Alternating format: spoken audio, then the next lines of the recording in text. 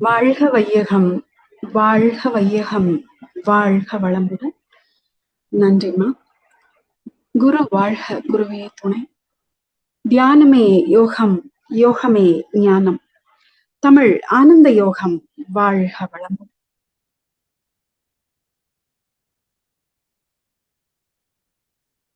நமது எண்ணம், சொல், செயல் அனைத்தும் நமது அருட் குருவினுடையதாகட்டும். இறையுணர்வும் இறையும் குருவும் எப்பொழுதும் நம்மோடு இணைந்து நம்மை வழி நடத்தி அருளட்டும். இன்றைய தலைப்பு இறைஞான ஆசிரியர் நன்மணி ஐயா அவர்களின் பார்வையில் வேதாத்திரிய தத்துவங்கள். அதில் பாகம் 2 எப்போது எப்படி கர்ம வினை கழியும். இந்த டாபிக்ல ஐயா நிறைய கர்ம வினை கழியும் ரகசியம்னு சொல்லிட்டு அவ்வளோ சொல்லியிருக்காங்க. அவ்வளவும் சொல்ல முடியுமான்னு எனக்கு தெரியல. என் சிற்றறிவுக்கு எட்டிய வரை, எனக்கு என் அறிவிற்கு புரிந்த வரை நான் இன்னைக்கு பகிர்வதற்கு ஒரு முயற்சி செஞ்சிருக்கிறேன். ஓகே. இறைநிலை உணர நம்ம ஒருத்தருக்கும் ஒரு காலம் தேவைப்படுது, அப்படித்தானே? ஒருத்தர் ரொம்ப சின்ன வயசுலயே ஆன்மீக பாதையில போறாங்க, ரொம்ப உயர்ந்த நிலைக்கு வராங்க. ஒரு சிலர் கொஞ்சம் வயதான காலத்துல, நம்ம பழைய இதுலயே பாத்தீங்கன்னாக்கா சம்பந்தர் ரொம்ப சின்ன வயசுலயே அவருக்கு ஞானம் கிடைச்சிடும். திருநாவுக்கரசருக்கெல்லாம் ரொம்ப அதான் அந்த பெரியவர்களுக்கு எல்லாமே அந்த காலம் வேறுபடுது. இந்த காலம் வேறுபடுவதற்கு என்ன காரணம் அப்படின்னு பார்த்தா, அதுக்கு நமக்கு எல்லாருக்குமே அந்த விட தெரியும். எல்லாரோட அந்த சஞ்சித மூட்டை நம்ம எவ்வளவு சேர்த்து வச்சிருக்கிறோம், கர்ம வினை எவ்வளவு சேர்த்து வச்சிருக்கிறோம், சஞ்சிதம், பிராரப்தம், ஆகாமியம் அப்படின்னு சொல்லிட்டு 3 பேரை நம்ம நிறைய கேட்டு அப்படியே மண்டைக்குள்ள ஏத்தி வச்சிருக்கோம். இந்த வினை பதிவுகள், இந்த கர்ம வினைகள் நமக்குள்ள எவ்வளவு இருக்கோ அதற்கேற்றாற் போல நம்ம இறைவனை உணர, இறைநிலையை உணர அதற்கான காலம் வேறுபடுது. அந்த பாதையும் அந்த மாதிரி எவ்வளவு கரடு முரடா இருக்கு, சிலருக்கு ஈஸியா இருக்கு. இதெல்லாமே நம்மளோட கர்ம வினையோட அளவை வச்சுதான் அது ஒரு பெரிய தடையா இருக்கு அப்படிங்கிறத நம்ம பாக்குறோம். கர்ம வினையே நம்மள இறைவனிடம் நெருங்க விடாமல் ஒரு தடுக்கிற தடையா, பிறவி பயனை அடைய விடாம நம்மள வச்சிருக்கு. இத எப்படி நம்ம இந்த டைமை குறைக்கிறதுக்கு என்ன பண்றது? நம்ம சீக்கிரம் இறைவனை உணர்றதுக்கு என்ன பண்ணலாம் அப்படின்னு பார்த்தா, அத உணர்ந்து தெளிந்த மகான்கள் கிட்ட இருந்துதான் நாம அதை தெரிஞ்சுக்க முடியும்.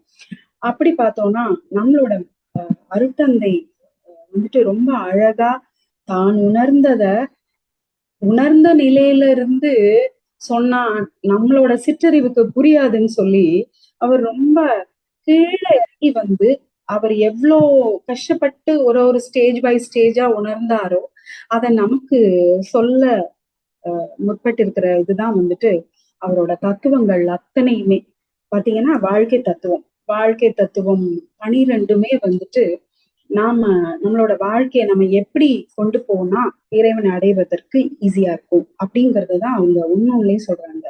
தேவைகள் 3, காப்புகள் 3, அறநெறிகள் 3, அறிவின் நிலைகள் 3 அப்படின்னு சொல்லிட்டு இதுல இத பார்த்து நாம அந்த தத்துவங்களை உணர்ந்து அதை புரிஞ்சு வாழ்க்கையில நம்ம எவ்வளவு தூரம் அதை பயன்படுத்தி நம்மளோட செயல் மாறி இருக்கு, நம்மளோட நடைமுறையில அந்த மாற்றம் புலப்படுது அப்படிங்கிறத வச்சுதான் நம்மளோட முன்னேற்றம் இருக்கு.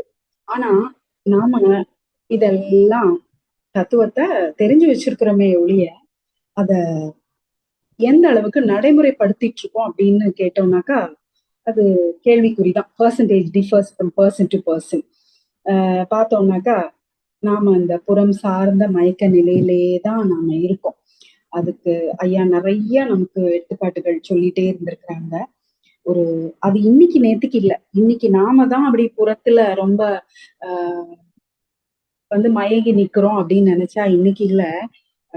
சித்தர் இருந்த காலத்திலேயே சித்தர் பாடல் ஒண்ணுல, பெற்றேன் பல்பிறவி பிறருக்கே உழைத்தே ஏழையானேன் அப்படின்னு சொல்லிட்டு அவரே பாடியிருக்கிறார்.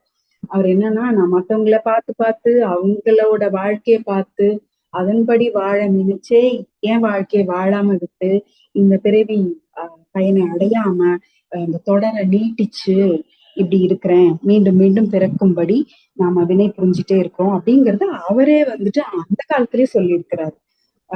என்ன அன்னைக்கு இருந்த அளவு கம்மி, இன்னைக்கு வந்து இந்த புலன் மயங்குவதற்கான சூழல் வந்து இன்னைக்கு ரொம்ப ஜாஸ்தி ஆயிடுச்சு.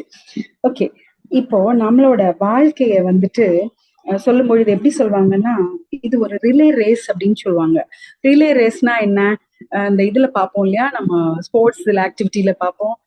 குழந்தைங்க அப்படியே கையில அந்த ஒலிம்பிக் லேம்ப் அந்த ஜோதியை வந்து தூக்கிட்டே வருவாங்க. அப்புறம் இன்னொருத்தவங்ககிட்ட கொடுத்துட்டு அவங்க ஓடிட்டே வருவாங்க. அப்புறம் அவங்க இன்னொருத்தன்ட்ட கொடுப்பாங்க. இப்படியே வந்து அது தொடர்ந்து அந்த ஜோதி வந்து அப்படியே டிராவல் ஆயிட்டே இருக்கும். ஆனா ஓடுறவங்க ஒரு ஸ்டேஜ்ல நின்னு அடுத்தவங்ககிட்ட பாஸ் பண்ணுவாங்க. இது மாதிரி காலங்காலமா மனித இனம் தோன்றிய காலத்துல இருந்து இப்ப வரைக்கும் இந்த ரிலே ரேஸ் தான் போயிட்டு இருக்கு. வினைகள் கர்ம வினைகளை அப்படியே வந்துட்டு நாம எதுக்கு வந்தோங்கிறத மறந்து மீண்டும் மீண்டும் மீண்டும் பாவச் செயல்கள் புரிந்து என்ன பண்றோம், அடுத்த தலைமுறைக்கு அதை தான் கொடுத்துட்டு போறோம். நாம என்னவோ பெருசா சொத்து சேர்த்து வைக்கிறோம்னு நினைச்சிட்டு இருக்கிறோம். ஆனா நாம சேர்க்கறதெல்லாம் பாவ மூட்டையை தான் சேர்த்து சேர்த்து சேர்த்து குழந்தைங்களுக்கு அடுத்தடுத்த தலைமுறைகளுக்கு நம்ம கொடுத்துட்டே இருக்கிறோம். சரி, இந்த தொடர் ஓட்டமா இருந்த விஷயத்த தற்கால சமுதாயத்துல பார்க்கும்போதுட்டு ஹடல் ரேஸ் மாதிரி ஆயிடுச்சு. அதாவது இந்த தடைகள் வந்து கூடிக்கிட்டே போகுது. ஏன்னா மயக்கம் ஜாஸ்தியாக ஜாஸ்தியாக தடைகளும் கூடிட்டே இருக்கு. இடையில தடை ஓட்டம்னு சொல்லுவோம் இல்லையா, தொடர் ஓட்டம் இப்ப தடை ஓட்டமா மாறியாச்சு. சரி, தடை ஓட்டத்துலயாவது ஓகே அடுத்த ஸ்டேஜ்லயாவது உணரலாம் அப்படின்னு பார்த்தா அங்க அதுக்கு மேல போயிட்டு நாம ரிவர்ஸ் ரேஸ்ல இருக்கோம். நாம வந்து எங்கிட்டு போகணுமோ அந்த பக்கம் போகாம புறம் சார்ந்து ரிவர்ஸ்ல போயிட்டு இருக்கோம். இப்போ இந்த ரிவர்ஸ்ல இருந்து இந்த நாம பின்னோக்கி அந்த திரும்பி போயிட்டு இருக்கிற இதுல இருந்து மாற்றுப்பாதையில போயிட்டு இருக்கோம். அதுல இருந்து திரும்பி இறைவனை நோக்கிய பயணத்துக்கு வர்றதுக்கு வந்து நிறைய முயற்சி, பயிற்சி, உறுதி, வைராக்கியம் எல்லாம் வேணும். இதெல்லாம் நமக்கு எப்படி வரும் அப்படின்னு பார்த்தாக்கா, தவம் தான் அதுக்கு வந்து ஒரு பெரிய ஒரு சொல்யூஷன். தவம் ஒன்னும் நாம செய்ய செய்ய செய்ய நமக்குள்ள வந்து ஒரு விழிப்புணர்வும் அதனை தொடர்ந்து நமக்குள்ள ஒரு உறுதியும் அந்த செயல்கள்ல மீண்டும் போய் சிக்காம இருப்பதற்கான ஒரு உறுதி நமக்கு கிடைக்கும். ஆக்சுவலா முன்னாடி என்ன பண்ணுவாங்கன்னா, இந்த பிறவா நிலை அடைய அப்படின்னு சொல்லிட்டு இந்த பக்தி மார்க்கத்துல எல்லாருமே அப்படிதான் வேண்டுவாங்க. ஐயோ மீண்டும் பிறக்க கூடாது, எனக்கு வந்து பிறவா நிலை அடையணும் அப்படின்னு சொல்லிதான் வேண்டுவாங்க. ஆனா இப்ப கோயிலுக்கு போறப்ப நம்ம என்ன வேண்டிக்கிறோம்? போறப்பயே படிக்கணும், வேலை கிடைக்கணும், பணம் கிடைக்கணும், நல்ல வாய்ப்பு வரணும், வசதி வேணும், நல்ல பொண்ணு கிடைக்கணும், நல்ல மாப்பிள்ளை கிடைக்கணும், நல்ல பிள்ளைங்க பிறக்கணும். இப்படித்தான் நாம கேட்டுட்டு இருக்கோம். யோசிச்சு பாருங்க, நாம எங்க வந்து நிக்கிறோம்னு சொல்லிட்டு. ஆக்சுவலா கோயில்ல நடக்கிற சில விஷயங்கள்ல தேங்காய் உடைக்கிறது நம்மளோட மனம் வந்து அப்படியே ஆன்மா வந்து தூய்மையா இருக்கான் அப்படின்னு சொல்றதுக்காக அந்த தேங்காயை உடைச்சு வந்து காமிக்கிறதுதான் சிம்பாலிக்கான நான் கேள்விப்பட்டிருக்கேன். ஆனா நாம இப்ப போய் இதெல்லாமே வந்து ஒரு மெக்கானிக்கலா நாம எதுக்கு செய்யறோங்கிறதே தெரியாம ஒரு அந்த இடத்துல காரணத்தை புரியாம காரியத்தை மட்டுமே செஞ்சுட்டு இருக்கோம். சரி, அத்தோட ஊட்டமா வாழைப்பழம் வந்து கடவுளுக்கு வந்து தேங்காய் பழம் உடைக்கணும்னு சொல்றாங்க. வாழைப்பழம் வந்துட்டு எதுக்காக அத கொடுத்திருக்காங்க அப்படின்னு சொன்னா, அந்த வாழைப்பழத்துல விதை கிடையாது. அந்த அந்த விதைய வச்சு இன்னொரு வாழை மரம் வந்து உருவாக்க முடியாது. அது மாதிரி என்னுடைய பிறவி பெருங்கடல் இத்தோட முடியட்டும், நான் நீந்தி கடந்துடணும், இதுக்கு மேல இது வந்து தொடரப்படாது அப்படின்னு சொல்லி அத சிம்பாலிக்கா காமிக்கிறதுக்கு எனக்கு மீண்டும் பிறக்காத வரம் கொடு, அப்ப மீண்டும் முளைக்க கூடாதுங்கிறதுக்காக வந்து வாழைப்பழத்தை அங்க கொடுக்கணும்னாக்கா நாம யாராவது இத பத்தி யோசிச்சிருக்கோமான்னா தெரியாது. இது எத்தனை பேருக்கு இந்த விஷயம் இது உண்மையான புரிதல் தான் அப்படின்னாக்கா இது எத்தனை பேருக்கு போய் சேர்ந்திருக்கு அப்படிங்கிறது கூட நமக்கு தெரியல இல்லையா? அதே மாதிரி கற்பூர ஆரத்தி காமிக்கும் போதுட்டு அந்த கற்பூரம் எப்படி வந்து அந்த நெருப்புல கரைஞ்சு ஒன்றி காணாம போயிடுறதோ அது மாதிரி நம்மளோட நாமளும் வந்து அந்த இறைநிலையோட அந்த ஜோதியோட கலந்து இறைவனோட ஒன்றிரணும். அப்படின்னா என்ன, மீண்டும் பிறக்கக்கூடாது. அததான் அங்க வந்து கற்பூர ஆரத்தி அப்ப சொல்லணுமா. ஆனா நம்ம அப்பதான் வந்துட்டு எல்லா ரெக்வசிஷனும் அங்கதான், ஆப்ளிகேஷன்ஸ் எல்லாமே அப்பதான் நடக்கும். அப்போ இந்த சமர்ப்பணம் எல்லாம் ஏன் பண்றோங்கிறது தெரியாம இன்னைக்கு பண்ணிட்டு இருக்கோம். இதை யோசிக்கும் போது நாம எவ்வளவு தூரம் வந்து போக வேண்டிய ரூட்ல இருந்து திரும்பி பின்னாடி போயிட்டு இருக்கோம் அப்படின்னு யோசிக்கும் போது கொஞ்சம் பயமா தான் இருக்கு. ஓகே, இதுல இதுக்கு பெரிய காரணம் அப்படின்னு பார்த்தா மகரிஷி என்ன சொல்றாங்க அப்படின்னா, பிறர் மன தூண்டுதல். அந்த சித்தர் சொன்னார் இல்லையா, மற்றவங்களை பார்த்து பார்த்து வாழ்ந்து என்னோட வாழ்க்கை வீணா போச்சு அப்படின்னு சொல்றாரு இல்லையா. அதான் இங்க மத்தவங்களை பார்த்து பார்த்து பார்த்து மனம் தூண்ட பெற்று நம்மளோட ரூட்டே, போக வேண்டிய ரூட்டை மறந்து போயிட்டோம். இந்த 12 தத்துவத்தை கடைபிடிக்கிறதுக்கு மகரிஷி வந்து சொல்றதே என்னன்னாக்கா, இந்த விஷயங்கள் எல்லாம் உணர்ந்து தெளிஞ்சு நாம சரியான பாதையில பயணிக்கணும் அப்படின்னு சொல்லிதான். ஓகே, இத ஈஸியா சொல்லிடலாம். தத்துவம் எல்லாம் வந்து சொல்றது ஈஸி, அட்வைஸ் எல்லாம் கொடுக்கறது ஈஸி தானே, ஃபாலோ பண்றது தானே கஷ்டம். சொல்லுதல் யாருக்கும் வெளிய, அறியவாம் சொல்லிய வண்ணம் செயல்னு சொல்லிட்டு வள்ளுவ பெருந்தகை சொன்னாரு. அது மாதிரி அது மாதிரி சொல்லி நாம அகைன் அங்கேயும் ஒரு எக்ஸ்கியூஸ் வந்துருவோம். ஆனா நம்மளோட அருட்தந்தை, நம்மளோட குருவா இருக்கிற அருட்தந்தை வேதாத்ரி மகரிஷி வந்து இது அவரோட வாழ்க்கையில கடைபிடிச்சு சொல்ல மட்டும் செய்யல, சொன்னதை வாழ்க்கையில கடைபிடிச்சு வாழ்ந்தும் காமிச்சிருக்கிறார். அவர் தான் நமக்கு ஒரு பெரிய எக்ஸாம்பிள். நன்மணி ஐயா நிறைய தரம் சொல்லியிருக்கிறாங்க. அங்க அவங்களோட வீட்டுல அம்மா அன்னை லோகாம்பாள் அவங்க வந்து ரொம்ப மகரிஷி மாதிரி அவங்க வாழ்க்கையும் மாத்திக்கிட்டாங்கன்னு சொல்வார்.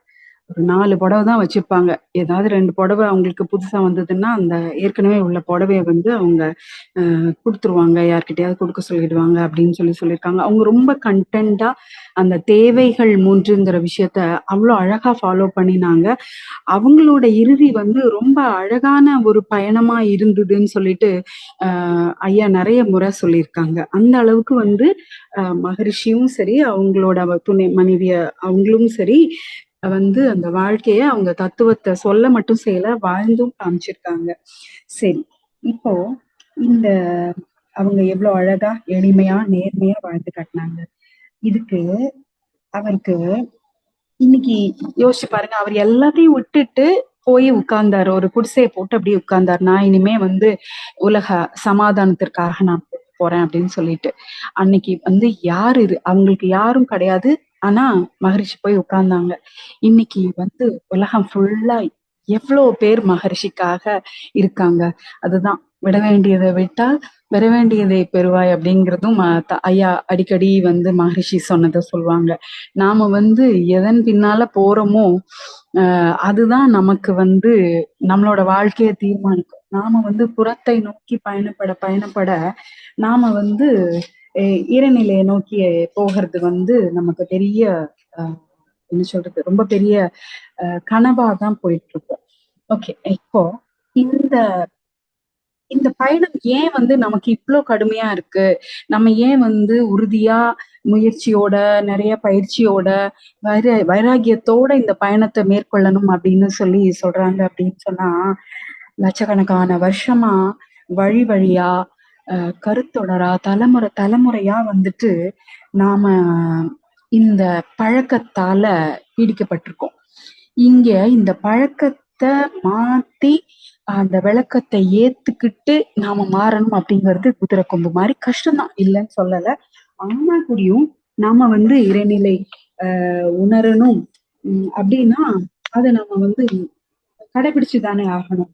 அதெல்லாம் சொல்லுவாங்க. ஒரு உதாரணமா சொல்லியிருக்காங்க, மழை தண்ணி வந்து அப்படியே பெஞ்சு ஆறா ஓடி கடல்ல போய் கிடக்கு. அது ரொட்டீன் ரூட் அதுக்குன்னே இருக்கு. ஒரு ஆறு அப்படின்னு சொன்னா அதற்கான ரொட்டீன் ரூட் ஒண்ணு இருக்கு. ஆனா இப்போ அது மாதிரி நாம இப்போ வந்து ஒரு பாதையில போய்க்கிட்டே இருக்கோம் இல்லையா? இப்போ நம்ம பாதையை மாத்தணும்னா அந்த ஆற்றோட பாதையை எப்படி மாத்தணும்? அந்த அதை விட ஆழமான ஒரு மாற்றுப்பாதை வந்தால் மட்டுமே அந்த ஆற்று நீர் வந்து அந்த ஆழமான பாதை வழியா சென்று கடல்ல சேர முடியும். அது மாதிரி நம்ம இறைவனை அடையணும் அப்படின்னு சொன்னாக்கா நம்ம கடும் முயற்சியும் பயிற்சியும் வைராக்கியத்தோட இருந்தால் மட்டும்தான் அந்த மாற்றுப்பாதையில நம்ம பயணிக்க முடியும். அந்த கடல் அப்படிங்கிறது இந்த இடத்துல இறைவனுக்கு சொல்ற இறைநிலைக்கு சென்று சேர முடியும் அப்படின்னு சொல்றது. இதற்கு என்ன செய்யணும்? தவம் பண்ணணும். தவம் பண்ணோம்னா என்ன பண்ணலாம்? அதுக்கு ஒரு ஷெட்யூல் போட்டு ஒரு ஒரு ஒரு பிளான் போட்டு சிலபஸ் போட்டு இப்படின்னு சொல்லிட்டு கொடுத்தா முடிஞ்சு போச்சா? இத வந்து ஒரு பாடப்பகுதி மாதிரி கொடுத்துட்டா முடிஞ்சு போச்சா? எல்லாரும் இதை படிச்சு ஒப்பிச்சுட்டா முடிஞ்சு போச்சா? பரீட்சை எழுதினா முடிஞ்சு போச்சான்னா கிடையாது. இதை எந்த அளவுக்கு நாம உள்வாங்குறோம், எந்த அளவுக்கு தவத்துல நாம வந்து ஆழ்ந்து செல்றோம், அப்ப நமக்குள்ள என்ன மாற்றங்கள் நிகழுது, இந்த கருமையம் எந்த அளவுக்கு தூய்மை அடைவதற்கான வேலைய செய்யும் அளவிற்கு நாம தவத்தால் உறுதி அடைஞ்சிருக்கோம் அப்படிங்கிறது தான் இந்த விஷயம். ஓகே. சங்கீதம், பிராரப்தம், ஆகாமியம் அப்படின்னு சொல்லிட்டு 3 வேணை நம்மளோட மூட்டைன்னு சொல்லிட்டே இருக்கோம் இல்லையா? இந்த மூட்டைய நாம எப்படி கரைக்கலாம் அப்படின்னு சொன்னாக்கா ஆக்சுவலா ஆகாமிய கர்மம் வந்துட்டு இனிமே வரப்போறது. நாம வந்து ஆக்கினை தவம் நல்லா பண்ண ஆரம்பிச்சிட்டோம்னாவே ஆகாமியம் வருவது தடைப்பட்டு விடும், இல்லைன்னா குறைஞ்சு விடும். அப்போ நம்ம புதுசா எந்த கர்ம வினையும் சேர்க்காம இருக்கிறதுக்கு நாம வந்து ஆக்கினை தவம் ரொம்ப முக்கியம். அந்த விழிப்பு நிலை, அந்த விளைவறிந்த விழிப்பு நிலையில நாம நிற்க நிற்க நிற்க செயல் விளைவு நமக்கு புரிய புரிய புரிய நம்மளுடைய செயலுக்கான விளைவை புரிய ஆரம்பிச்சிட்டோம் அப்படின்னா நம்மளோட செயல் மாறிடும். அந்த செயல் மாற்றம் நிகழும் பொழுது இங்கு கர்ம வினை புதிதாக வந்து சேராது. ஓகே, புதுசா வராது. ஆல்ரெடி இருக்கேன், 1.5 வண்டி நான் சேர்த்து வச்சிருக்கேனே, அதை நான் என்ன பண்றது அப்படின்னு சொல்லிட்டு அது எப்ப கழிய ஆரம்பிக்கும், எப்படி கழிய ஆரம்பிக்கும்? ரைட். எப்ப கழிய ஆரம்பிக்கும்? நாம இந்த வேற பாதையில போயிட்டு இருக்கோம். இப்ப நம்ம ரிவர்ஸ் ரேஸ்ல இருக்கோம். அதுல இருந்து திரும்பணும்னு சொல்றோம் இல்லையா? திரும்பி தடை ஓட்டத்தை தாண்டி தொடர் ஓட்டத்தை தாண்டி நாம போய் நிக்கணும்.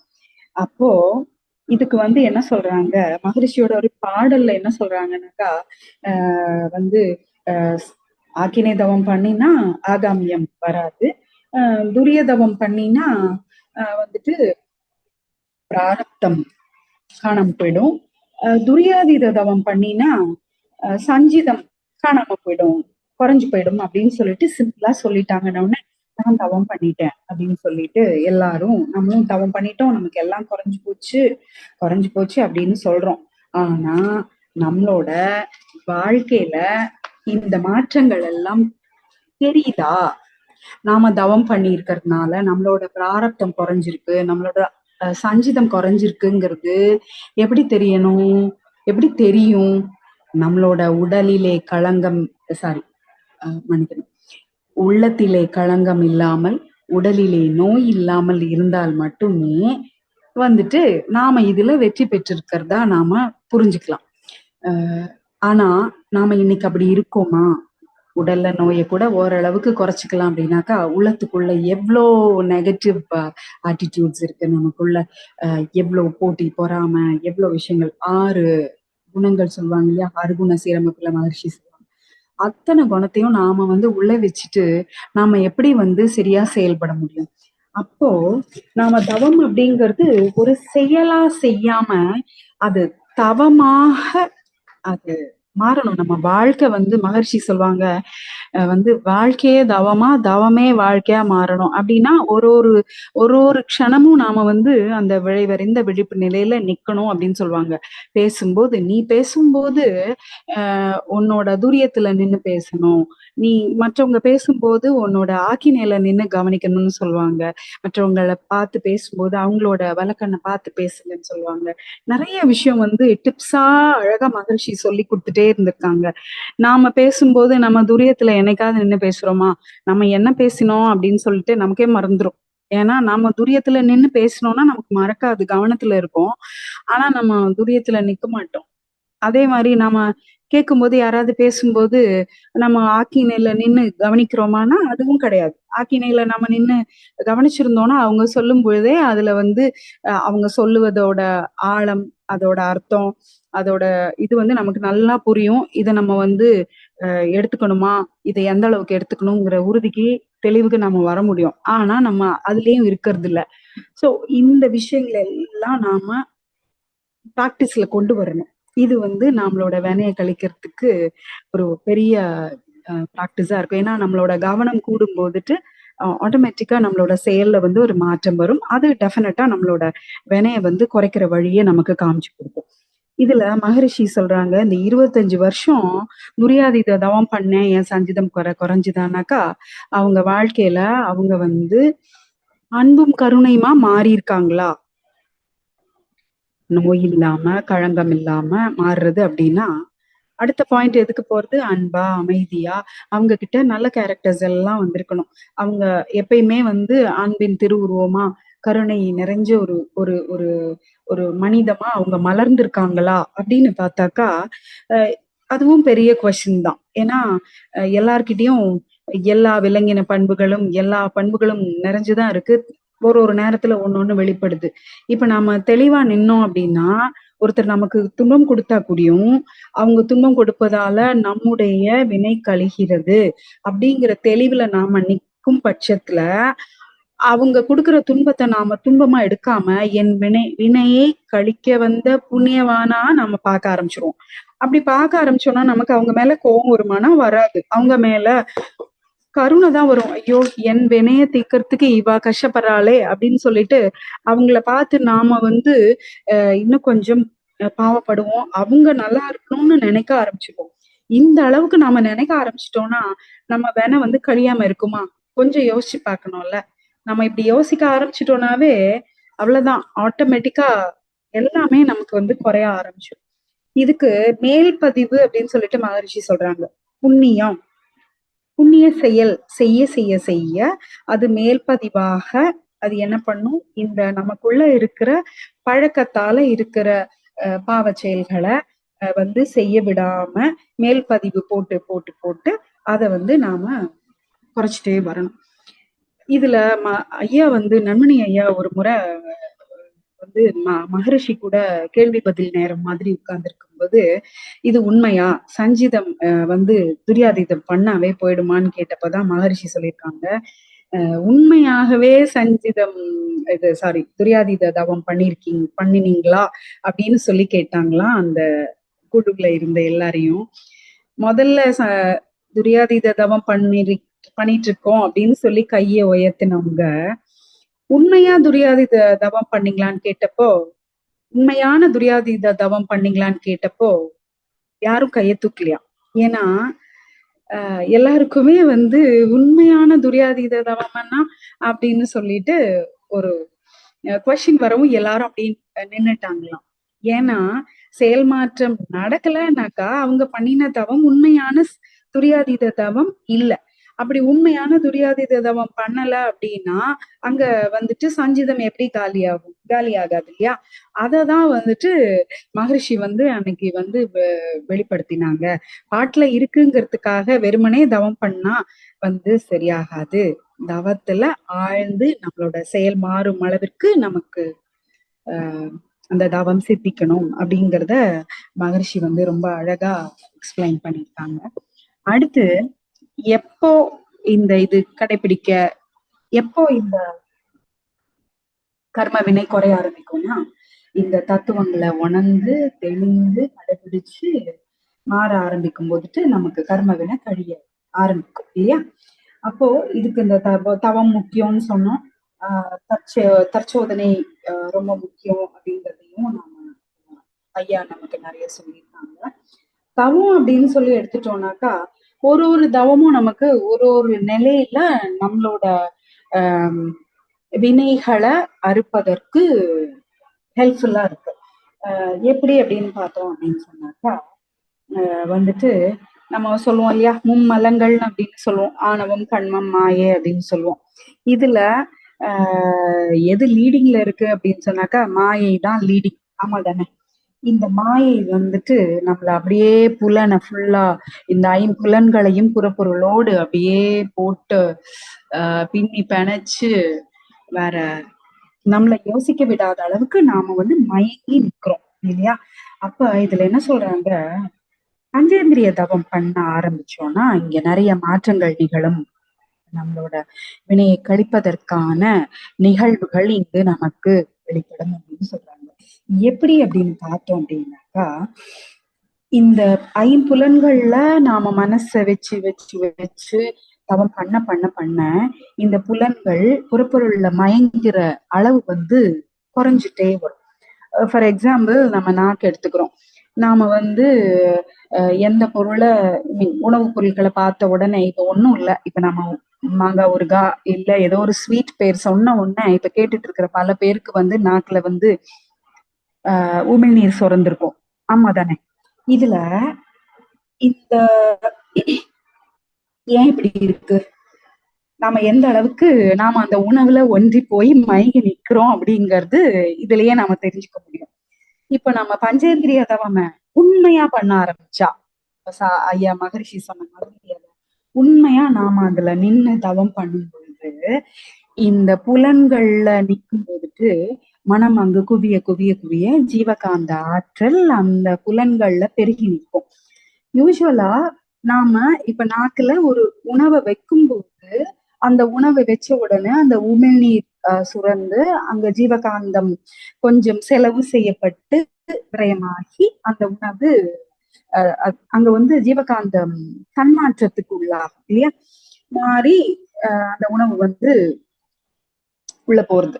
இப்போ நாம உணவே வைக்கல, நம்மளோட நாக்குல நாம உணவை வைக்கல, ஆனா நாம மனசை மட்டும் அங்க வைக்கிறோம். அப்ப ஜீவகாந்தம் அந்த இடத்துல குவிஞ்சு குவிஞ்சு குவிஞ்சு அது அப்படியே அதுலயே திளைச்சு நிக்குது. இப்ப அந்த ஜீவகாந்தம் நிறைஞ்சிருக்கும் பொழுது நமக்கு வேற ஏதாவது வேணும்னு தோணுமா? அங்கதான் ஆற்றல் பெருகி நிக்குதே. இப்ப வந்து நமக்கு வேற ஏதாவது சாப்பிடணும் கூட தோணாது. உண்மையா பஞ்சேந்திரிய தவம் பண்ணினா நம்மளோட உணவின் அளவு கட்டுப்பாட்டுக்குள்ள வரும். 4 தோசை சாப்பிடுற ஆளா இருந்தாக்கா டெஃபினட்டா அந்த அளவு முறையில மாற்றம் நிகழும். கொஞ்சம் கொஞ்சமாக அந்த அளவு குறையும் அப்படிங்கிறது சத்தியமான உண்மை. அதை நானும் பல நேரங்கள்ல உணர்ந்திருக்கேன். இப்போ இந்த மனசு வந்து எப்படி இப்படி புலன்ல மயங்கி மயங்கி கிடக்குதுங்கிறத மகரிஷி வந்து 10 படிநிலையில சொல்லியிருக்காங்க. உணர்ச்சி, தேவை, முயற்சி, செயல், விளைவு, அனுபோகம், அனுபவம், ஆராய்ச்சி, தெளிவு, முடிவு. இதுல இந்த உணர்ச்சி, ஓகே, உணர்ச்சி வந்த உடனே பசி அப்படிங்கிற உணர்வு எழுந்த உடனே அதுக்கு அந்த தேவை, அந்த தேவையை முன்னிட்டு முயற்சி, உணவிற்கான முயற்சி, அந்த செயல் நடக்குது. விளைவு வந்து இன்பமாகவோ துன்பமாகவோ உணரப்படுது. இங்க அடுத்து வந்து அனுபோகம். அனுபோகம்னா நாம அதை உண்ணும் போது நிகழ்வு. அனுபவம், அனுபவம்ங்கிறது நேற்றுக்கு சாப்பிட்டதை இப்ப நினைச்சோம் இல்லையா, மாங்காய் ஊறுகான்னு நினைச்ச உடனே நமக்கு வந்து உமிழ்நீர் சுரக்குது இல்லையா? இப்ப இந்த அனுபவம். ஆனா இதுக்கு அடுத்து ஏன் அப்படின்னு சொல்லிட்டு அடுத்து இந்த ஆராய்ச்சிக்கு தெளிவு முடிவுக்கு நம்ம போறதே இல்லை. இந்த 7ஆம் நிலையிலேயே நம்ம என்ன பண்றோம், திருப்பி வந்துட்டு அது டேஸ்டா இருந்தது, let me eat some more அப்படின்னு சொல்லிட்டு திருப்பி போய் மயங்கி திருப்பி சாப்பிட ஆரம்பிச்சோம். இப்படியே வந்து தேவையை மீறி நாம சாப்பிடுற அத்தனையுமே நமக்கு கர்ம வினையாதான் வந்து உட்கார்ந்துருக்கு. ஆமா தானே? அதாவது உடலுக்கும் அது களங்கமாத்தான் இருக்குது, உலகத்துக்கும் அது களங்கம் தான். நான் வந்து என்னோட தேவையான 2 இட்லியோ 3 இட்லியோ சாப்பிட்டேன்னா இது என் உடம்புக்கு சரியா இருக்கு, கரெக்டா தேவைக்கு நிறைவா இருக்குது. இப்ப நான் அதை தாண்டி நான் எடுக்கிற ஒரு உணவும், அதை தாண்டி நான் தூக்கும் ஒரு பொருளும் பிறருக்காக இந்த உலகத்தில் படைக்கப்பட்டது. அதை நான் தவறாக பயன்படுத்துகிறேன். அது அவங்களுக்கு போகாம நான் பறிச்சுக்கிறேன். கிட்டத்தட்ட அது வந்து திருட்டு மாதிரி தானே, பதுக்குறது மாதிரி தானே.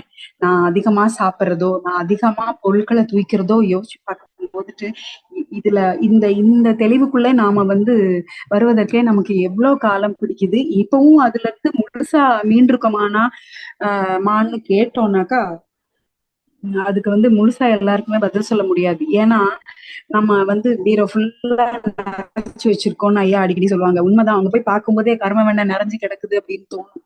இனிமே வாங்கக்கூடாது அப்படின்னு தோணும். ஆனா வந்து அது அப்படியே காத்துல எழுதுறோமா தண்ணியில எழுதுறோமான்னு தெரியல. சோ நாம வந்து நம்மளோட தேவையின் அளவுல தூய்க்காம அதற்கு மேல நாம தூய்க்க தூய்க்க நம்ம வந்து வினைய கூட்டுறோம். அப்ப இதை குறைச்சிட்டோம்னா வினைய குறைச்சிடுறோம், அவ்வளவுதானே. இப்ப நான் வந்து இன்னொருத்தருக்கு போக வேண்டியதை நான் தடுத்துட்டேன்னாவே, குறைச்சிட்டேன் அப்படின்னாவே, சாரி, இன்னொருத்தருக்கு போக வேண்டியதை நான் எடுக்காம குறைச்சிட்டேன்னாவே அங்கு வந்து தவறு நிகழாமல் சரி செய்யப்படுகிறது. அது இன்னொருத்தருக்கு போய் சேரும் பொழுது அகைன் வந்து துன்பம் நீக்கும் துன்பம் போக்கும் செயலா அது மாறிடுது. அப்ப மாறும் பொழுது அங்கு ஒரு நன்மை நிகழ்து. அந்த நன்மை நமக்கு கர்ம வினைய கழிக்கிற ஒரு செயலா மாறிடுது. இப்போ இந்த இடத்துல தூய்த்தல் அப்படிங்கறத தாண்டி இன்னொரு விஷயம் ஐயா சொல்லுவாங்க, ரசித்தல் அப்படின்னு சொல்லுவாங்க. இது மனதின் தேவை. நம்ம உடலின் தேவையையும் மனதின் தேவையும் போட்டு குழப்பி இத அது மேல போட்டு அதை இது மேல போட்டு நிறைய தப்பு பண்ணுவோம். அப்படி இல்லாம ரசிக்கணும். ஓகே, நான் வந்து என்னோட தேவைக்கு எடுத்துட்டேன், மீதிய மற்றவங்களோட தேவைக்கு நான் கொடுக்குறேன். அதே மாதிரி எல்லாத்தையுமே வந்து நாம அனுபவிக்கணும் இல்லாம அதை ரசிக்க ஆரம்பிச்சிட்டோம் அப்படின்னா நம்மளோட ஜீவகாந்தம் பெருகத்தான் செய்யும். அங்க வந்து ஜீவகாந்தம் நமக்கு நிறையும் பொழுது அகைன் நமக்கு அந்த நிறைமனம் வரும். நாம நம்மளோட அருகுணம் சீரமைக்கப்படும். அகைன் வந்து நிச்சயமா நன்மைதான் நிகழும். கர்மவன கழிய ஆரம்பிச்சிடும். இதுல இன்னொரு விஷயம் நாம கவனிக்கணும். இந்த பஞ்சேந்திரிய தவத்தை நாம 48 நாள் பண்ண பண்ண பண்ண நாம உடலின் தேவையின் அளவிலேயே அளவு முறை மாறாம 5 அளவு முறையையும் சரியாக வைப்பதற்கு இந்த பஞ்சேந்திரிய தவம் நமக்கு உதவி செய்யும். அதையும் தாண்டி இந்த 5 அளவு முறை வரும் பொழுது நமக்கு உடலில் நோய் அப்படிங்கிற விஷயத்துல இருந்தே நாம வெளியில வந்துருவோம். ஏன்னா எண்ணம், இது உணவு, உறக்கம், உழைப்பு, உடல் உறவு, எண்ணம், இந்த 5ல நாம அளவு கரெக்டா வச்சுட்டோம்னா நமக்கு வந்து உடல்ல நோய் அப்படிங்கிறதே இருக்காது. அது வந்து நம்ம நிறைய தடவை ஐயா சொல்லி நம்ம கேட்டிருக்கோம்.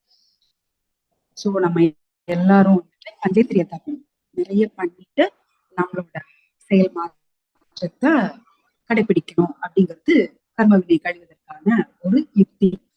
அடுத்து இதுல வந்து இப்ப மாயையை நம்ம தூக்கணுமா, அடுத்து இதுல வந்து இன்னொரு பெரிய விஷயம் வந்து ஆணவம்.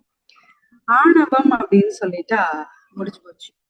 ஆணவம் ஆகட்டும் கண்மம் ஆகட்டும், இந்த ரெண்டுமே நமக்கு எங்க வந்து வேலை செய்யும் அப்படின்னு சொன்னாக்கா, நான் நான் நான் செஞ்சேன் நான் தான் பண்ணேன், என்னாலதான் நடந்தது அப்படின்னு சொல்லிட்டு நம்ம கிட்ட அப்படியே ஆணவத்துல நாம வந்து முங்கி போயிருக்கோம். எல்லாமே நல்லது நடந்துச்சுன்னா நம்மளால, கெட்டது நடந்துச்சுன்னா மத்தவங்க மேல தூக்கி அந்த பழியை போட்டுடுவோம் இல்லையா. அப்போ இந்த இடத்துல நான்யார் தத்துவத்தை புரிஞ்சுக்கணும். எது வந்து இன்று நம்மை சுற்றிலும் இருக்கிற அனைத்துமாக நாம் எதுவாக மலர்ந்திருக்கிறது, எது நாம மனிதமாக மலர்ந்திருக்கிறது அப்படிங்கிறத நாம வந்து ஆராய்ச்சி பண்ணணும். அப்படின்னா நான்யார் தத்துவத்துல வந்து அணு காட்பாட்டுக்கு அணுவாக மாறி எழுச்சி பெற்று அணுவென்ற உயிராகி இறைநிலை அணுவாகி அணுவின் மாற்றம் பெற்று அடுத்து வந்து விண், அடுத்து வந்து அது அணுங்கிற அளவுல வந்து காற்றாகி, காற்று அடுத்து அழுத்த காற்றாக நெருப்பாகி, நீராகி, நிலமாகி, பஞ்சபூதங்களாக மலர்ந்து இந்த பஞ்சபூதங்கள் அடுத்து சரியான அளவில் சேரும் பொழுது பல்வேறு உயிரினங்களாக ஓரறிவு தாவரம் முதல் 5 அறிவு விலங்கினம் வரை அடுத்து 6 அறிவு மனிதனாக மலர்ந்திருக்கு அப்படின்னு சொல்லிட்டு நம்ம படிச்சிருக்கோம் இல்லையா. இப்போ நமக்கு முன்னாடி இருக்கிற சேர் ஆகட்டும், டேபிள் ஆகட்டும், ஒரு அந்த டவலா இருக்கட்டும், தண்ணி டம்ளர் ஆகட்டும், ஏன் நம்ம போட்டுட்டு இருக்கிற செருப்பாகட்டும், எல்லாமே அந்த அணுங்கிற அடிப்படை துகள் அப்படின்னு பார்க்கும்போதுட்டு எதையும் நாம அலட்சியப்படுத்த மாட்டோம் மாட்டோம் இல்லையா? அந்த அலட்சியப்படுத்த மாட்டோம் அப்படிங்கிறப்பயே நாம எல்லாத்துக்குள்ளயும் இறைவனை உணர உணர உணர நமக்குள்ள வந்துட்டு அந்த இறைநிலைய நாம எல்லாத்துக்குள்ளயும் பார்க்க ஆரம்பிச்சிட்டோம் அப்படின்னா அந்த ஆணவம் வந்து நிக்குமா? நிக்கவே நிக்காது. ஏன்னா அவன் அன்றி ஓரணவும் அசையாது இல்லையா? அது நாம புரிஞ்சுக்கணும். நம்மளால நடக்கிறது ஒண்ணுமே இல்ல. இங்க எல்லாமே அந்த இறைநிலையே அதோட ஆட்டம் தான். அது வந்து அசைஞ்சதுனால வந்ததுதான் அத்தனையும் அப்படிங்கிற தெளிவு நமக்குள்ள எந்த அளவுக்கு ஆழமா பதியுதோ பதிய பதிய பதிய நம்மளோட மனம் வந்து இந்த ஆணவம் அப்படிங்கிற விஷயத்தையும் விட்டுடும். அப்ப எதிர்த்தால நிக்கிறது வந்துட்டு நம்ம இறைவனா பார்க்க ஆரம்பிக்கும் பொழுது அவங்க மேல நமக்கு வன்மம் வருமா, கண்மம் வருமா, வஞ்சம் வருமா? எதுவுமே வராது. அவங்க கிட்ட நமக்கு அன்பும் கருணையும் மட்டும்தான் வரும்.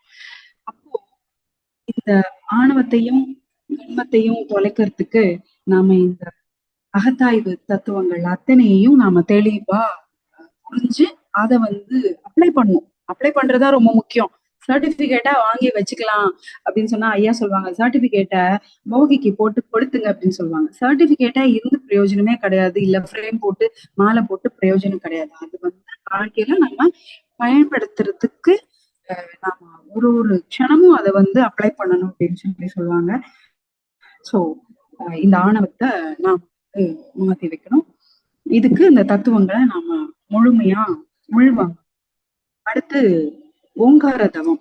இந்த ஓங்கார தவம் வந்துட்டு ரொம்ப அழகா பிரணவ தவம், பிரணவ மந்திரத்தை உச்சரிக்கிற தவத்தை வந்து நம்ம அழகா ஐயா நமக்கு சொல்லியிருக்காங்க.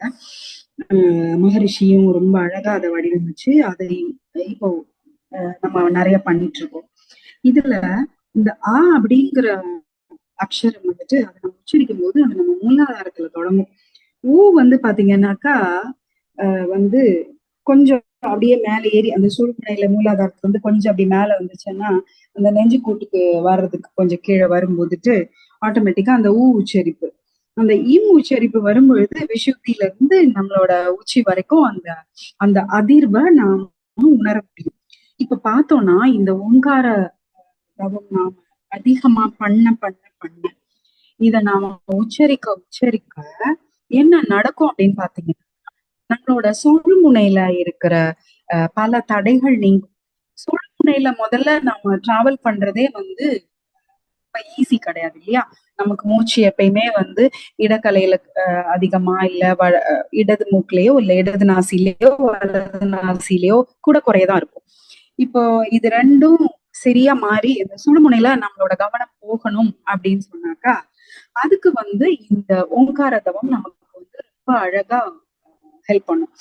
இப்ப என்ன பண்ணும் அப்படின்னு பாத்தீங்கன்னா இதுல இந்த இடத்துல நம்ம நியூட்டன்ஸோட ஃபர்ஸ்ட் லா என்னது ஒரு ஆற்றல் இன்னொரு ஆற்றலாக மட்டுமே மாறும். இங்க ஆற்றல் அழியவே அழியாது. அதுதான் ஜெனரல் ரூல். அப்போ நாம இத உச்சரிக்க உச்சரிக்க அங்க அதிர்வு வருது இல்லையா? அது வந்து டெஃபினட்டா ஒரு செயல் மாற்றத்தை நமக்குள்ள கொடுக்கும். ஏன்னா இந்த ஆற்றல் வந்து உள்ளுக்குள்ள நம்மளோட நாடிகளை சுத்தம் பண்ணும். நம்மளோட நாடிகள்ல சஞ்சிதம் அப்பாவோடதும் அம்மாவோடதும் இடக்கலையும் வடக்கலையிலும் இருக்கிறதுதான் ஐயா சொல்லுவாங்க. அப்படியே மாறி மாறி மாறி வந்து நம்மளோட நாசிகளோட நுனியில வந்து நிக்குது. அதனாலதான் முகத்தை பார்த்தா அகத்தின் அழகு முகத்துல தெரியும்னு சொல்லிட்டு சொல்லுவாங்க. ஏன் வந்து ஒரு காக்காவை பார்த்தா அதோட முகத்துல டிஃபரன்ஸ் தெரியுதானாக்கா அங்க கர்ம வினையே இல்லை. அதுக்கு எந்த இடக்கலை திங்கள் எல்லாம் ஒண்ணும் கிடையாது. ஆனா நமக்கு வந்து அப்படி கிடையாது. நம்ம அப்பா அம்மா கிட்ட இருந்து நல்லா பிளானா போட்டு ஜெனட்டிக்கா அப்படியே வாங்கிட்டு வந்திருக்கோம். அந்த வாங்கிட்டு வந்தது நம்ம முகத்துல வந்து எக்ஸ்பிரஸ் ஆகும். அப்படிங்கிறப்போ இதை மாற்றுவதற்கு இந்த உச்சரிப்புகள் வந்து அவ்வளவு அழகா நமக்கு ஹெல்ப் பண்ணும். இந்த சுழுமுனையில பயணம் பண்ணும்போது அது நமக்கு நல்லா வேலை செய்யும். இந்த சுழுமுனையில மேலும் கீழுமா நம்மளோட மூச்சை கவனிக்க கவனிக்க அந்த தடை மாறும்னு சொன்னோம் இல்லையா? இப்ப தடை மாறும்போது மனமாற்றம் நிகழும். மனமாற்றம் செயல் மாற்றத்துக்கு வழிவகுக்கும். ஓகேயா? இத இத உணர்ந்த பக்தி இத உணர்ந்துதான் அன்னைக்கு வந்து பக்தி மார்க்கத்துல ஒரு சக்ராஸுக்கும் வந்துட்டு ஒரு பீஜ மந்திரங்களை கொடுத்தாங்க. ஏன்னா இவங்க உச்சரிக்கிறது இயல்பா அவங்களுக்கு ஈஸியா இருக்கும். தியானம் அப்படிங்கிற விஷயத்துக்குள்ள போக முடியுமோ முடியாதோ உச்சரிக்கவாது செய்யட்டும்னு சொல்லி பக்தி மார்க்கத்துல அழகா சொன்னாங்க. இப்போ நம்ம ஒரு எக்ஸாம்பிளுக்கு பார்த்தோம்னாக்கா பாட்டு பாடுறாங்க இல்லையா சிங்கர்ஸ், அவங்கள பாத்தீங்கன்னா அவங்களோட விஷுப்தி வந்து ரொம்ப ஆக்டிவேட்டடா இருக்கும்னு சொல்லுவாங்க. ஏன்னா இந்த இப்ப நம்ம கேட்டுட்டு இருக்கும் போதே ஹம்னு உச்சரிச்சு பாருங்களேன். ஹம் அப்படின்னு சொல்லும் பொழுது நம்மளோட தொண்டை பகுதியில ஒரு அதிர்வு நிகழும். இந்த ஹம் அப்படின்னு சொல்லிட்டு அந்த உச்சரிப்பு அந்த சக்ராஸ்ல வந்து ஒரு மாற்றத்தை உண்டு பண்ணும். அங்க இருக்கிற செக்ரீஷன்ஸ்ல ஒரு சேஞ்ச் கொடுக்கும். இந்த ஹார்மோனல் செக்ரீஷன்ஸ் மாறும் பொழுது ஆட்டோமேட்டிக்கா வந்து பல மாற்றங்கள், நல்ல மாற்றங்கள் நிகழும். அதே மாதிரி வந்துட்டு லம் அப்படின்னு சொல்லும் பொழுது அது மூலாதாரத்தை வந்து இயக்க செய்யும். இப்படி இந்த மாதிரி ஒரு சக்கராசுக்கும் உள்ள மந்திரங்கள் அன்னைக்கு கொடுக்கப்பட்டிருக்கு. அத வந்து உச்சரிச்சு உயர்நிலை அடைஞ்சவங்களும் இருக்காங்க. இந்த பாடகர்கள் வந்து பாத்தீங்கன்னா இயல்புலயே வந்து ஒரு ரொம்ப ஹம்பிள் அண்ட் சிம்பிளாவும் இருப்பாங்க. பாட்டு பாடுறவங்க வந்துட்டு நமக்கு தெரிஞ்சு எஸ்பிபி ஐயாவாகட்டும், இல்ல ஏஆர் ரஹ்மான் ஐயா சாரா இருக்கட்டும், எல்லாமே பாத்தீங்கன்னா நம்ம குடுவாஞ்சேரி சாந்தி அம்மாவாகட்டும் பாத்தீங்கன்னா ரொம்ப சிம்பிள் அண்ட் ஹம்பிள் இல்லையா? அவங்க பாத்தீங்கன்னா அவங்க இயல்பிலேயே வந்துட்டு ஒரு நன்மனத்தவராக இருப்பாங்க. ஏன்னா அவங்களோட அந்த விஷுப்தி அது வந்து எனது வீண் சக்தியோட தொடர்புடையது. அவங்க ரொம்ப இயல்பிலேயே வந்து அவங்களோட குணமும் வந்து அந்த ஒரு நல்ல குணம் அவங்க கிட்ட நிறைஞ்சிருக்கும். சோ நம்ம ஓங்காரதவம் பண்ணும்போதுட்டு இந்த மாதிரி விஷயங்கள் எல்லாம் நடக்கும். அதனால நாடி சுத்தி நடக்கும், செயல் மாற்றமும் நடக்கும். அடுத்து புற வாழ்க்கை அக வாழ்க்கை அப்படின்னு சொல்லிட்டு ஐயா ஒரு விஷயம் சொல்லியிருக்காங்க. புற வாழ்க்கை அப்படின்னு பார்த்தோம்னா ரொட்டீன் நிறைய ஓடிட்டே இருக்குமே, எதுக்கு பின்னாடி வேலை பணம் அது இதுன்னு ஓடிட்டு இருக்கோம் இல்லையா? இதுல இந்த புற வாழ்க்கை எதுக்குன்னு பாத்தீங்கன்னா அக வாழ்க்கையில நிறைவு அடையறதுக்கு தான் இந்த புற வாழ்க்கை. ஆனா அதுக்கு போகாம இங்கே நின்றுட்டு இருக்கோம்னு நம்ம ஏற்கனவே பார்த்தோம் இல்லையா? இந்த தேவைகள் 3, காப்புகள் 3, அதை நம்ம கரெக்டா புரிஞ்சுக்கிட்டோம் அப்படின்னாவே நம்ம நிறை மனத்தோட இறைநிலை அப்படிங்கிற விஷயத்துக்குள்ள அக வாழ்க்கைக்குள்ள ஈஸியா நம்ம போக முடியும் அப்படிங்கறதுதான் இந்த இடத்துல தெளிவா சொல்றாங்க. இன்னும் ஒரு உபாயம் உத்தி அப்படின்னு பார்த்தாக்கா எண்ணங்களை வந்து நாம வந்து ஆறு போல ஓட விடணும், இயல்பா இருக்கணும், சும்மா இருக்கணும் அப்படின்னு சொல்லிட்டு வந்து பகவத் ஐயா சொல்ற கருத்தாகட்டும், மனோகரன் ஐயா அடிக்கடி சொல்ற விஷயமாகட்டும், விக்ரம் ஐயா கூட சொல்லியிருக்காங்க இயல்பா இருக்கிறது அப்படின்னு சொல்லிட்டு. இந்த மாதிரி நிறைய நம்ம கேட்டுட்டே இருக்கோம். இது எப்படி சாத்தியம் அப்படின்னு சொன்னாக்கா நாம எண்ணம் ஆராய்தல் அப்படிங்கிற ஒரு அடிப்படை பயிற்சியை நாம செஞ்சு ஒரு தெளிவுக்கு வரும் பொழுது இந்த ஆறு போல் ஓட விடுதல், இயல்பா இருத்தல், சும்மா இருத்தல் நமக்கு ஈஸியா கைகூடும். சரிங்களா? இத பண்ணும்போதுட்டு இந்த மூலத்தை குறித்த பயணத்துல இந்த தேவைகளை, சில தேவைகளை மட்டுமே நம்ம வந்து புற வாழ்க்கைய வைத்து அழகா நம்ம பயணம் செய்யும் பொழுது நம்மளோட கர்ம வினை வந்து கழிய தொடங்கும். அடுத்து நாம யாருக்காவது ஒரு உதவி செய்ய நினைக்கிறோம். சில நேரம் வந்துட்டு அத செயல்படுத்தணும் அப்படிங்கும் போதுட்டு நாம வேற சில காரணங்களால செயல்படுத்தாம விட்டுருப்போம். இது எல்லாருக்கிட்டையுமே எல்லார் வீட்லயுமே இந்த மாதிரி ஒரு நிகழ்வு இருக்கும். கொஞ்சம் நம்ம யோசிச்சோம்னா நமக்கே அது புலப்படும். தேவையற்ற இந்த மாதிரி நாம ஒருத்தருக்கு உதவணும், ஒரு நல்ல காரியத்துக்கு ஒரு விஷயம் செய்யணும்னு நினைச்சு நம்ம செய்யாம விட்டுருந்துருக்கோம். கரெக்டா பார்த்தோம்னா அதை தொடர்ந்து சடான நமக்கு ஒரு பெரிய செலவு, உடல் நல குறைவு, திடீர்னு வீட்டுல மோட்டார் ரிப்பேர் ஆகும், வேற சிவில் ஒர்க் கட்டாயம் பண்ணணும் அப்படிங்கிற மாதிரி ஒரு சிச்சுவேஷன் வரும்.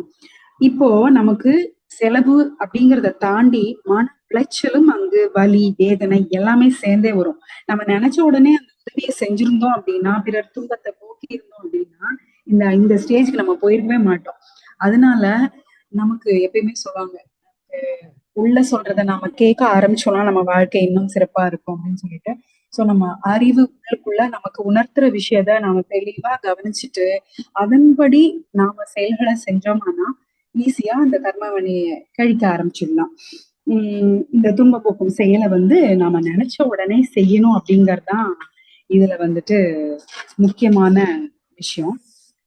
இன்னொன்னு, இந்த கர்ம வினை அப்படிங்கறத கழிக்கிறது அப்படிங்கறத சொன்னோம். உடல்ல நோய் உள்ளத்துல களங்கம் இத வந்து எவ்வளவு தூரம் நம்ம குறையுதோ அவ்வளவு தூரம் நம்ம வந்து டுவர்ட்ஸ் நல்ல ரூட்ல போயிட்டு இருக்கோம் அப்படிங்கறத நாம புரிஞ்சுக்கலாம். இதுக்கு மகரிஷி வந்து சொல்லுவாங்க, நம்ம கிட்ட இருக்கிறத உள்ளதை உணர்ந்து அல்லதை தவிர்த்து நல்லதை செய்ய தோணணும். அததான் நம்ம எப்பயுமே சொல்லிட்டு இருக்கோம். நல்லது அப்படின்னு சொன்னாக்க நல்ல செயல்னா நமக்கு தெரியும். ஒழுக்கத்துக்கு மகரிஷி கொடுத்த விளக்கம் நமக்கு தெரியும் இல்லையா?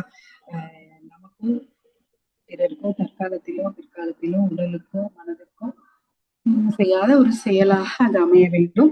அதே போல அது அன்பும் கருணையும் நிறைந்ததாக இருக்க வேண்டும். அதுதான் நம்ம இரண்டொழுக்க பண்பாடுல எப்பயும் சொல்லிட்டே இருக்கிறோம். இந்த இரண்டொழுக்க பண்பாட்டின்படி நாம யாருக்கும் துன்பம் கொடுக்காமலும் பிற துன்பம் போக்கும் செயலையும் செய்ய செய்ய செய்ய நமக்கு கர்ம வினை கழியும். அடுத்து இந்த கர்ம வினை இன்றைய காலகட்டத்துல அப்படியே சேர்ந்து சேர்ந்து சேர்ந்து ஒருத்தரும் வச்சிருக்கிற மூட்டை தாங்க முடியாத அளவுக்கு சேர்ந்ததுனால அது ஒரு சமுதாய பதிவா மாறி இப்ப வந்து நம்ம அந்த ரிவர்ஸ் ரேஸ்ல இருக்கோம்னு சொன்னோம் இல்லையா? இத வந்து கொரோனா காலத்துல நம்ம உலகமே மொத்தமும் ஸ்தம்பிச்சு நின்றுச்சு. இப்போ இந்த கொரோனா பீரியட்ல தேவை என்ன அப்படிங்கறத இறைவன் வந்து இறைநிலை வந்து நமக்கு உணர்த்துச்சு.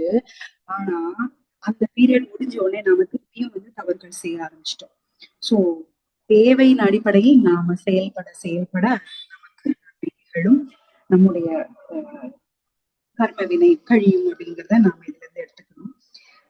புத்தர்ல இருந்து நமக்கு தெரிந்த மகான்கள் எல்லாருமே பாத்தீங்கன்னா விட்டு விட்டு அப்படியே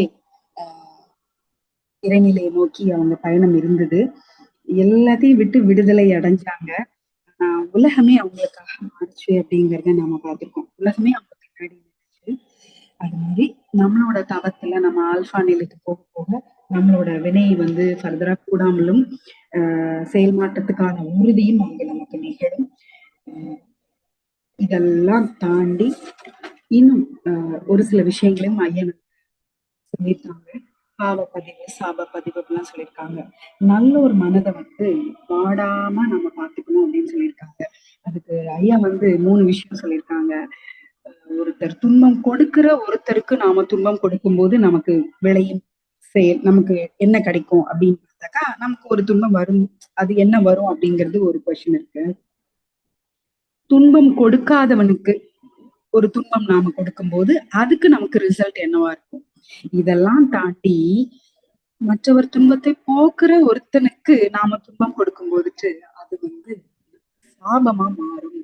அதுதான் வந்து இன்னைக்கு நடக்கிற பல நிகழ்வுகளா இருக்கு. அப்போ நாம ஒரு நல்லவனை யாருக்கும் துன்பம் கொடுக்காமலும் துன்பம் போக்கும் செயலை செய்யறவனாவும் இருக்கிற ஒருத்தருக்கு நாம துன்பம் கொடுக்கிறோம் அப்படின்னு சொன்னாக்கா நாம வந்து மிகப்பெரிய சாபத்துக்கு ஆளாகிறோம் அப்படின்னு. சோ இத நம்ம ரொம்ப கவனத்துல வச்சுக்கணும். நம்மளோட வார்த்தைகள்லையும் செயல்கள்லையும் எண்ணங்களையும் ஒரு தெளிவோட இதை நம்ம பார்த்துக்கணும். அததான் மகிழ்ச்சி சொல்லுவாங்களாம், முள்ளெடுத்து முனிவரை குத்தினாலும் அந்த வலி அவர் வந்து அவன் கஷ்டப்படணும்னு அவர் நினைக்க மாட்டாரு. ஆனா அவருக்கு வலிச்சது இல்ல, சுருக்குன்னு அந்த வலி வந்து அந்த சாபமாக மாறும் அப்படின்னு சொல்லியிருக்காங்க. அதனால யார் கொடுக்காம இருக்கிறதுக்கு நாம முதல்ல பிராக்டிஸ் பண்ணணும். இன்னும் ஒரு முக்கியமான விஷயம் வந்து ஐயா சொல்லியிருக்காங்க. கர்ப்ப காலத்துல பெண்களுக்கு அந்த குழந்தையோட அதீதமான உள்வாங்கும் திறன் எப்படி இருக்கும், அந்த நேரத்துல எப்படி இருக்கும் அந்த மனநிலை, அந்த மனதோட ஸ்டேஜ் வந்து எப்படி ஒரு தவ நிலையில இருக்கும், அது ஒரு ஒரு கோல்டன் பீரியடுங்கிறத நம்ம முன்னாடி பார்த்துருக்கோம். ஸோ அந்த பீரியட்ல அடுத்த 3 வயது வரைக்கும் அந்த குழந்தை வந்து எப்படி இருக்கும் அப்படிங்கிறத நாம ஓரளவுக்கு நம்மளோட செயல்கள் மூலமா, நம்மளோட நல்ல மேல் பதிவுகள், புண்ணிய பதிவுகள் மூலமா வந்து அந்த குழந்தையோட கருமையத்துல இருக்கிற சஞ்சிதத்தோட செயலை கூட நாம குறைக்க முடியும் அப்படிங்கறத நம்ம முன்னாடி பார்த்திருக்கோம். அப்படி அந்த சஞ்சிதத்தை குறைக்கும் பட்சத்தில் அந்த குழந்தை வந்து கருவிலே திருவாக. ஏன்னா 3 வயதிலிருந்து 12 வயது வரை ஒரு குழந்தை செய்யற செயல் எல்லாம் அந்த சஞ்சித கர்மாவோட அந்த சஞ்சித வினையோட பதிவுல அந்த உள்ள பழக்கம் இருக்கு இல்லையா, அதை வச்சுதான் அது செயல்படுது. அதுவா வந்து கான்சியஸ்ல செய்யல. அப்போ அந்த கான்சியஸையே நம்ம வந்து அந்த குழந்தை உள்ளுக்குள்ள இருக்கும் பொழுதே நாம வந்து நல்ல ஒரு தவநிலையில இருந்து இருந்து இருந்து அந்த குழந்தைக்கு நல்ல விஷயத்த உள்ள கொடுக்கும் பொழுது இந்த சஞ்சித வினையை குறைச்சு வினையை கழிக்கிற வேலையை அங்கேயே செய்ய தொடங்கலாம். இது வந்து இளைய தலைமுறைகளுக்கு நாம வந்து கொண்டு செல்லணும் அப்படிங்கிறத இந்த இடத்துல பதிவு பண்ணிக்கிறோம். அடுத்து 12 வயதுக்கு மேல உங்க 12 வயது வரைக்குமே நல்ல பதிவுகளை தான் அவங்க ரிப்பீட் ஆகுது. அப்படிங்கிறப்போ டீன்ல வந்து இன்னும் நல்ல குழந்தைகளா தான் அவங்க வளருவாங்க. அதனால வரைக்கும் இந்த விஷயங்களை நாமும் உள்வாங்கி மற்றவங்களுக்கும் கொண்டு சேர்க்கணும் அப்படிங்கிறது இந்த தமிழானந்த யோகம் அமைப்போட ஒரு பெரிய ஒரு ரெக்வஸ்டா இதுல நான் வச்சுக்கிறேன். உண்மையா இந்த கேட்ட அனைவருக்கும் மனமார்ந்த நன்றிகள். இதில் தவறு இருப்பின் அது என்னுடைய சிற்றறிவு மட்டுமே அதற்கு காரணம். நிறைவிருப்பின் குருவும் திருவும் ஐயாவோட விளக்கமும் தான் அதற்கு காரணம். நன்றி. வாழ்க வளமுடன். நன்றி.